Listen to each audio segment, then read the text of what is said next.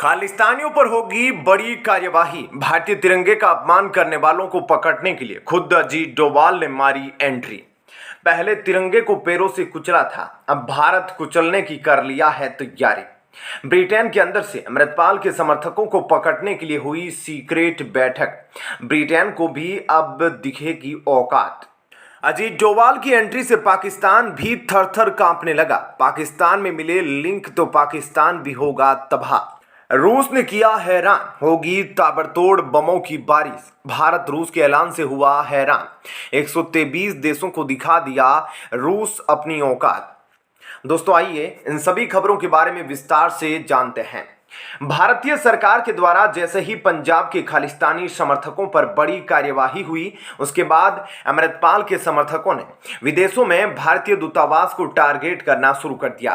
पहले तो काफी दिनों तक पंजाब के अंदर अमृतपाल काफी एक्टिव रहा और अपनी खालिस्तानी मुहिम को तेज करता रहा, लेकिन जैसे ही उसके खिलाफ वारंट जारी किया गया, उसके बाद वह लापता चल रहा है। अमृतपाल के ऊपर गैर जमानती वारंट जारी किया गया है, जिसके फौरन बाद अमेरिका, ब्रिटेन में स्थित भारतीय दूतावास में तोड़फोड़ की जाने लगी। भारत के अंदर खालिस्तानियों के जो आंदोलन हो रहे थे, उसे तो भारत कुछ दिन तक सहता रहा, लेकिन जैसे ही यह आंदोलन देश के सम्मान पर दाग उछालने की कोशिश करने लगे, जैसे ही भारतीय तिरंगे के साथ बदसलूकी की गई, उसके बाद भारत की मोदी सरकार भी तेवर में आ चुकी है। अब से कुछ दिन पहले जो ब्रिटेन में भारतीय दूतावास पर हमले किए गए, भारतीय तिरंगे को पैरों से कुचला गया, उसके बाद से इस घटना में शामिल सभी खालिस्तानियों को पकड़ने के लिए भारत ने तैयारियां शुरू कर दी है।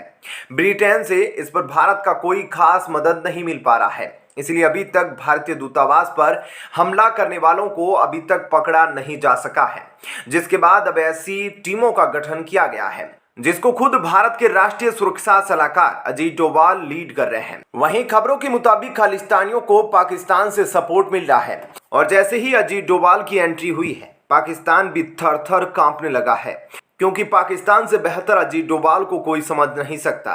क्योंकि कई सालों तक पाकिस्तान के अंदर रो एजेंट के रूप में अजीत डोभाल ने काम किया है, लेकिन किसी को भनक तक नहीं लगी थी। इसकी वजह से अब साफ हो गया है कि अब खालिस्तानियों पर विदेशों में कोई बड़ी कार्यवाही होने वाली है। भारत की ओर से बड़ा स्टेप बीते कल संसद में एक सीक्रेट मीटिंग के दौरान भारत के प्रधानमंत्री मोदी, गृह मंत्री अमित शाह और राष्ट्रीय सुरक्षा सलाहकार अजीत डोभाल की मौजूदगी में उठाया गया। अमृतपाल के नेतृत्व में खालिस्तानियों के गुटों को खत्म करने के लिए काफी दिनों से भारत की सिक्योरिटी एजेंसियां काम कर रही थी, लेकिन अभी तक कोई खास सफलता न मिलने के कारण अब इसमें सीधे अजीत डोभाल की एंट्री हो गई है। वहीं भारतीय सरकार उस वक्त तेवर में आ गई जब अंतर्राष्ट्रीय स्तर पर भारत के तिरंगे का अपमान किया गया। अगर भारत खालिस्तानियों को आसानी से छोड़ देता या माफ कर देता तो अंतर्राष्ट्रीय जगत पर भारत की सबसे बड़ी कमजोरी को दर्शाएगा। वहीं अब भारत सरकार की ओर से कोई भी प्रतिक्रिया नहीं आई है।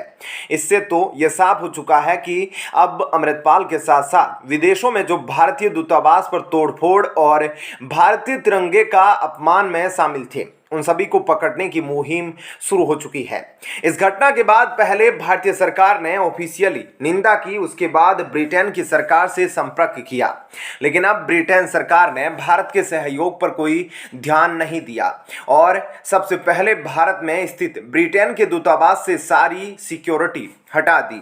उसके बाद भारत खुद ही ब्रिटेन से खालिस्तानियों को पकड़ने के लिए अपने राष्ट्रीय सुरक्षा सलाहकार अजीत डोभाल को उतार दिया। उधर जब यह ब्रिटेन को एहसास हुआ कि इस घटना से भारत और ब्रिटेन के संबंध खराब हो सकते हैं, तो उसके बाद खुद ही ब्रिटेन के विदेश मंत्री ने दखलंदाजी देने की जरूरत समझी। ब्रिटेन के विदेश मंत्री ने कहा कि अब वे खुद ही भारतीय एम्बेसी की सुरक्षा की निगरानी करेंगे।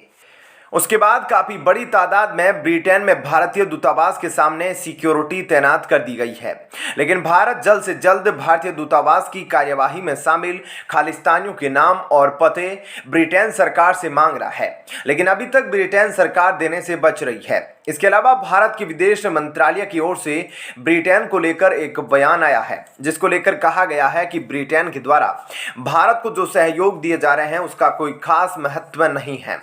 भारत सरकार की ओर से कहा जा चुका है कि जैसे ही ब्रिटेन में स्थित खालिस्तानियों की गिरफ्तारी होगी, इनको भारत लाया जाएगा और इनके खिलाफ गैर जमानती वारंट जारी किया जाएगा, ताकि कोई भी खालिस्तानी भारत के तिरंगे का अंतर्राष्ट्रीय स्तर पर भारत की छवि को खराब करने की कभी कोई सोच भी ना सके।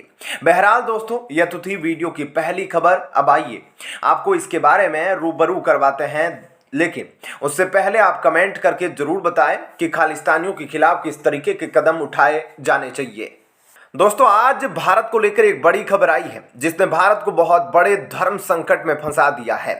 उधर इसी दिन का इंतजार पश्चिमी देशों को यूक्रेन युद्ध के शुरू होने के बाद ही हो गया था।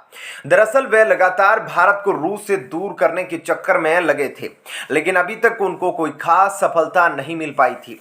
लेकिन अब जो खबर आई है उसने भारत और रूस दोनों को हैरान कर दिया है। आइए आपको बताते हैं कि आखिरकार ऐसी कौन सी खबर का खुलासा हो गया है जिसने भारत को भी टेंशन में ला दिया है। दरअसल रूस की ओर से अब एक ऐलान किया गया है, जिसके मुताबिक रूस ने कहा कि अगर किसी भी देश ने रूस को लेकर अपनी टांग अड़ाने की कोशिश की तो रूस बिना कुछ सोचे समझे सीधे बम बरसाना शुरू कर देगा। दरअसल दोस्तों, आपको पता होगा, आपसे कुछ दिन पहले ही अंतर्राष्ट्रीय क्रिमिनल कोर्ट, जिसे ICC के नाम से जाना जाता है, उसने यूक्रेन के 10,000 बच्चों की किडनैपिंग के मामले में पुतिन को अपराधी पाया है और जल्द से जल्द पुतिन के गिरफ्तारी को लेकर वारंट जारी किया है।